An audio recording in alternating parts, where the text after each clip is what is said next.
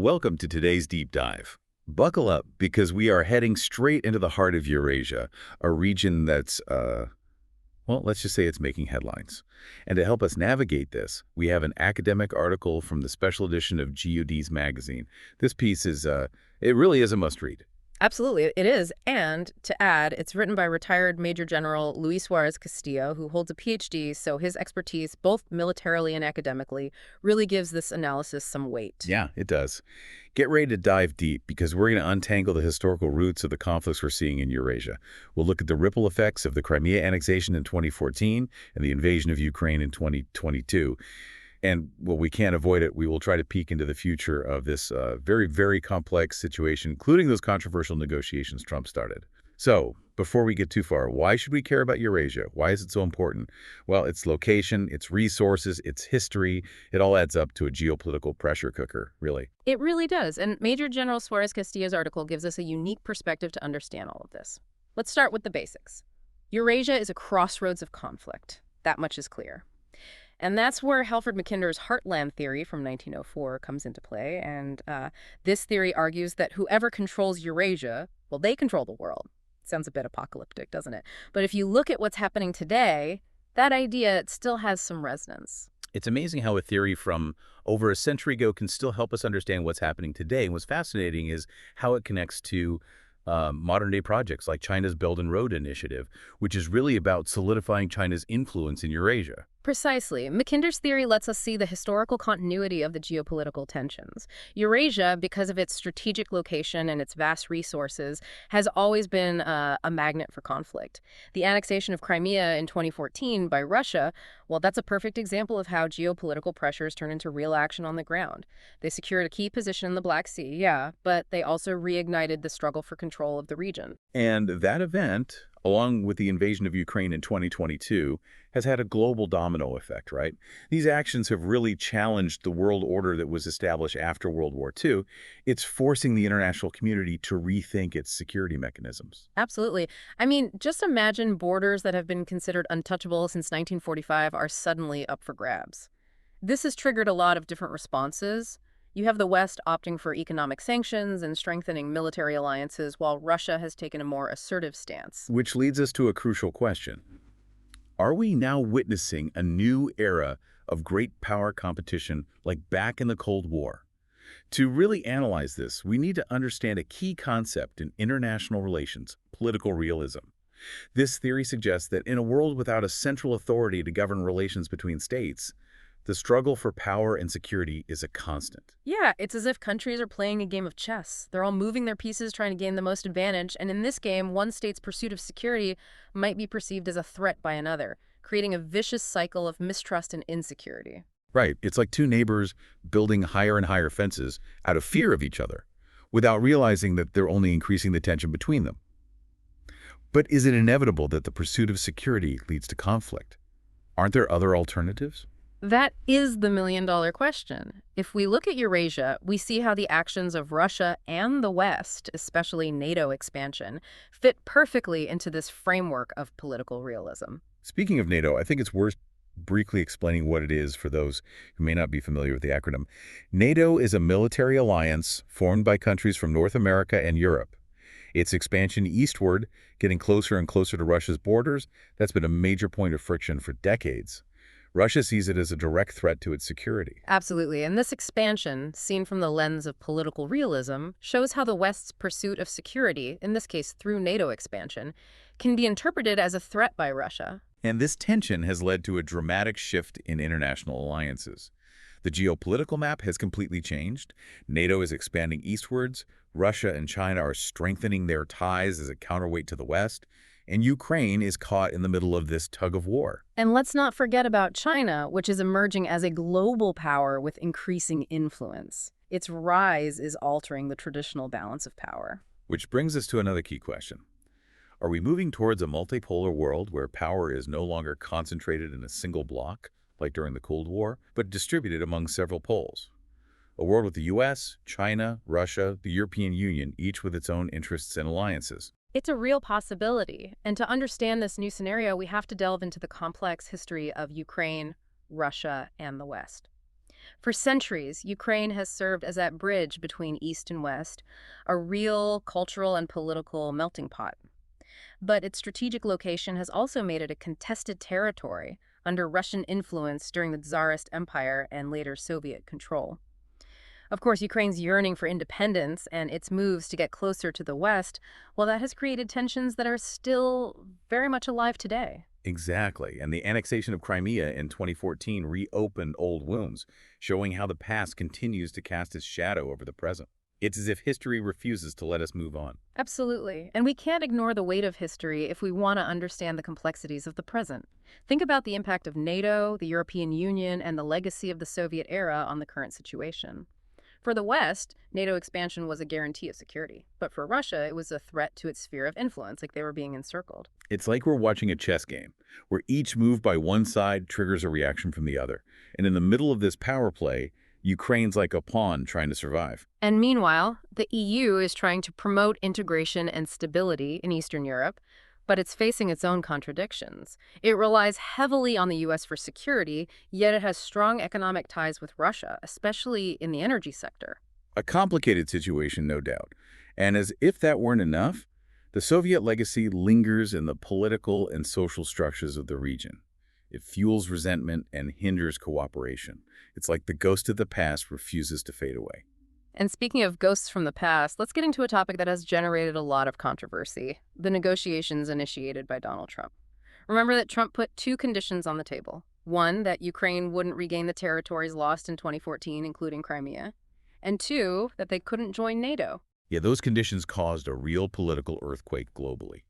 For Zelensky, the president of Ukraine, any agreement must guarantee the sovereignty and territorial integrity of his country, which means Russia needs to make clear and concrete commitments. Right, because for Ukraine, it's not just a piece of land. It's about their national identity, their right to exist as an independent and sovereign state. And from Europe's side, there was pushback against the exclusion of the EU in these negotiations. The argument was that the resolution of the conflict must involve active participation from European powers, as the impact extends way beyond Ukraine's borders. Of course, what happens in Ukraine has direct consequences for the security and economy of all of Europe. You can't ignore that fact. So how did Russia react to these proposals from Trump? With a lot of caution, unsurprisingly. The Kremlin insisted that any agreement must recognize their control over Crimea and the eastern regions of Ukraine, which they already consider part of their territory. They also made their participation in negotiations conditional on the gradual lifting of economic sanctions imposed by the West. So a rather complex give and take. Each player has their own demands and priorities. Exactly. And as Suarez Castillo points out in his article, this opens up two paths: a negotiated settlement that redefines the geopolitical map of Eastern Europe, or a prolonged conflict with unpredictable consequences. Two scenarios that leave us hanging in uncertainty. But as we've already seen, the future of the conflict doesn't solely depend on the negotiations. There are other factors at play, like the West's continued support for Ukraine, internal stability within Russia, and the overall global geopolitical dynamics. That's right. We can't analyze the negotiations in isolation. We have to consider them within a much broader context. And this is where the theory of political realism that we mentioned earlier becomes even more relevant. In an international system where the pursuit of power and security are the main drivers, alliances, rivalries, and each actor's strategic interests intertwine, creating a constantly changing landscape. It's like a game of chess on a global scale, where every move has unpredictable consequences. And in that game, the key question is a lasting solution possible in a world where the interests of major powers clash so obviously? That is the big question. Suarez Castillo, in his analysis, invites us to reflect on the possibility of a new world order where cooperation and dialogue take precedence over confrontation. An order where the legitimate security concerns of all actors involved are recognized without sacrificing the sovereignty and territorial integrity of any state. A utopian ideal for some, perhaps. It may be, but as the author rightly says, it's only through dialogue and the search for comprehensive solutions that we can prevent the conflict from perpetuating, which would have devastating consequences for everyone. And speaking of devastating consequences, we can't forget the humanitarian impact of this conflict, both in Ukraine and in Russia. Right. Beyond geopolitical strategies and negotiations between leaders, it's the people who suffer the most direct consequences of war.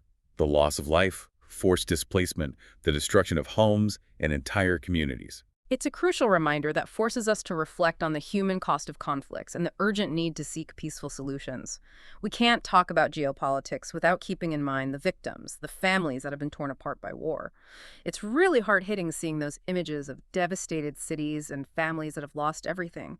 And we can't forget about the humanitarian crisis that has unfolded with millions of people displaced, seeking refuge in neighboring countries or in other parts of Ukraine. It's a humanitarian tragedy on a huge scale, and it demands a coordinated response from the international community. We need support for the refugees, medical care, food, shelter. The needs are immense. And this is where institutions like the UN and other humanitarian organizations play a vital role. A joint effort is needed to address the urgent needs of the population affected by the conflict, regardless of their origin or political affiliation. Absolutely, humanitarian aid is essential, but it's also crucial to address the root causes of the conflict to prevent similar situations from happening again in the future. We can't just put out the fire, we have to prevent future fires. Exactly. Suarez Castillo emphasizes the importance of tackling issues like economic inequality, ethnic discrimination, and the lack of citizen participation, which can fuel tensions and violence.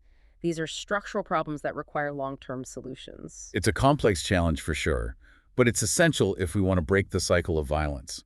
And for that, we need to understand the complexity of the region's history and geopolitics, just like Suarez Castillo shows us in his analysis. Understanding the past, analyzing the present, and above all, having a clear vision of the potential future consequences of our actions, that's the key to building a future where peace and cooperation are the norm, not the exception. And now that we've analyzed the complex negotiations, the humanitarian impact, and the root causes of the conflict, let's move into a crucial area: future prospects. What does the future hold for Eurasia? Suarez Castillo's analysis offers us a sharp vision of the possible scenarios. And this is where the idea of a multipolar world, which we've already touched upon, becomes even more relevant. China's rise as a global power, along with Russia's assertive stance, challenge the international order led by the West since the end of the Cold War. It's as if we're witnessing a changing of the guard on the global stage. The old powers are reluctant to give up their place, while the new powers seek to carve out their own space. And in this process of transition, tensions and conflicts are inevitable. Exactly. Suarez Castillo invites us to consider several possible scenarios. One of them is the intensification of competition between great powers with an increase in geopolitical tensions and the risk of new conflicts. It's a scenario reminiscent of the Cold War with opposing ideological blocs and a constant threat of military escalation. A rather grim outlook, to be honest. And in this scenario of greater confrontation, what would be Europe's role? Would it align with the U.S. or seek a more autonomous position? That is the big question. The EU is at a crossroads. It depends on the U.S. for its security, but it has strong economic ties with Russia and China. Finding a balance between these opposing forces will be a huge challenge for European leaders. And meanwhile, Ukraine remains at the center of this geopolitical storm, trying to find its own path between pressure from the West and Russia. Its decision to move closer to the EU and NATO has been a key factor in triggering the current conflict, and its future remains uncertain, largely depending on how relations between the great powers evolve. Without a doubt, Ukraine has become a pawn in this global chess game, and its fate lies in the hands of the major players. But Suarez Castillo also presents us with another possible scenario, a more optimistic one. A new international order based on cooperation and multilateralism, where differences are resolved through dialogue and diplomacy. It's an ideal scenario, no doubt, but that doesn't make it impossible. To achieve this kind of order, a change of mindset is required from world leaders, as well as a real commitment to the peaceful resolution of conflicts. Which means putting aside old rivalries, overcoming mutual distrust, and building a new framework for cooperation based on respect for the sovereignty of states and international law. A huge challenge, for sure.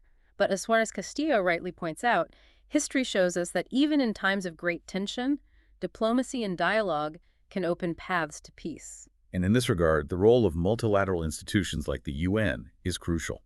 Strengthening these institutions, giving them greater capacity for action, and ensuring their impartiality is essential to building a more just and stable international order. An order where cooperation takes precedence over confrontation, and where peace is a common goal, not a privilege of a few. That's the path we must follow if we want to prevent the conflict in Eurasia from spreading and creating catastrophic consequences globally. And to conclude this fascinating deep dive into the geopolitics of Eurasia, we return to the question we posed at the beginning.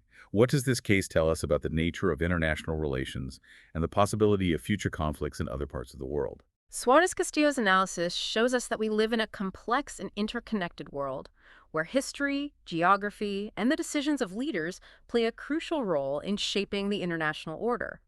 It's a world where the interests of great powers clash, where alliances are reconfigured, and where the search for security often leads to insecurity. A world where peace is not a permanent state, but a process that requires a constant effort of dialogue, negotiation, and building trust. And as the author rightly reminds us, the conflict in Eurasia is not an isolated event, but a symptom of the tensions and challenges facing the international order in the 21st century. That's why it's so important to analyze this case in depth, understand its causes and consequences, and draw lessons that allow us to build a more peaceful and stable future for everyone. And for those who wish to delve deeper into this topic, we strongly encourage you to read Major General Suarez Castillo's full article in the special edition of GeoD's magazine. Don't miss this opportunity to immerse yourselves in an insightful and in-depth analysis of the geopolitics of Eurasia. A must-read for understanding the complexity of the current situation and the challenges we face as a global community. And don't forget that you can subscribe to GeoD's magazine for free at geods.com to access more expert analysis on current international affairs. Thank you for joining us on this deep dive into the geopolitics of Eurasia. We hope this analysis has provided you with new perspectives and tools to better understand the complexity of the world we live in. Until next time, and may the pursuit of peace and understanding guide our steps in these turbulent times.